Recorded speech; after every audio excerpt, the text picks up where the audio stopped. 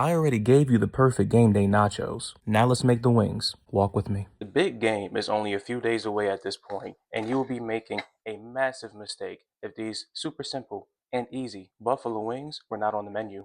In my previous video, I made loaded nachos, and I also described those as super quick and easy to make. But they still required some effort. You had to brown the beef, you had to saute the onion, and you know what? I can acknowledge that for some, that might be too much effort. But these here is not the same. You season the chicken, you put them in the oven, you flip them about midway through, and you forget about it. Now, because you love and care about me, if you haven't already, you're going to go ahead and watch that loaded nachos video. Both because I think it'll complete your game day setup, and because it's a banger and you should watch all my videos. Now, unfortunately for me, I do have to separate the drum and the flap from each other, but if your store sells them already separated, buy that. But it's like I said, I made the nachos and today we make the wings. No matter if you feel like one is better than the other, I think they're both needed and they're equally as important when planning a game day rotation. Now, while I was doing my research on how to properly bring together buffalo wings, I came across a recipe where the only season the wings was salt. Now, I don't know where people get off only seasoning chicken or any kind of meat with one seasoning, but we don't do that around here. You're absolutely crazy.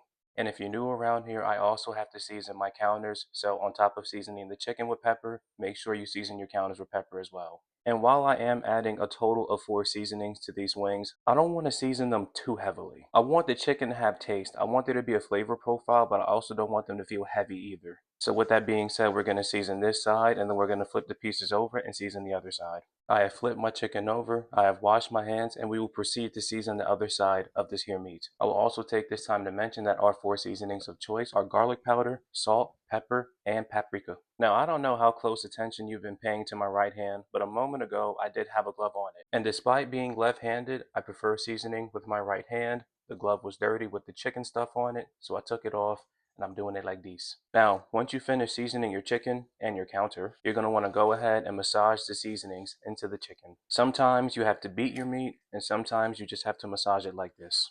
As you can see, I have quite the mess to clean up, so I'm going to get this cleaned up and I'll be back with you in a moment. Alright, we've cleaned our work area. I've transferred my chicken to a baking tray. I did let the chicken marinate for about an hour. You can do it longer. You can start doing the rest of what you need to do right away. But that's just how I decided to do it today. With that being said, we're going to go ahead and cover it in some cornstarch now. Now, I did see people add seasonings and the cornstarch at the same time, but I disagree with that. To me, you should season the chicken first, let the seasoning sit, get to know each other, and penetrate the meat. Then add the cornstarch when you're ready to cook the chicken. But whether or not you decide to listen to me, you have to make sure that your chicken is thoroughly covered in the cornstarch. Here, I have my baking tray covered with parchment paper. It is covered in parchment paper because I cannot be bothered with washing a million dishes when I finish filming. But what we do now is we put our chicken on our baking tray, on our wire rack, evenly spaced out from one another. Now I have a question for you.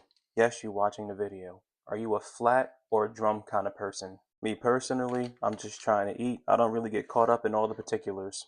Now, because I'm slow, and I forgot to mention this earlier, before you do any of what you saw me do with the chicken, you need to make sure that your chicken is absolutely and completely dry. If your chicken is not dry, the seasoning won't adhere very well, neither will the cornstarch, and your chicken is going to be a mess, and we don't want that. With that being said, the only thing left to do is to do it. We got the oven preheating to 400 degrees. We're going to put them in for 30 minutes. We're going to give them a flip and let them finish crisping on the other side. That'll take about 25 or 30 more minutes. Once upon a time, around this time a year ago, I actually made another version of wings. And for some reason, people were very mad that I did not use Frank's Red Hot.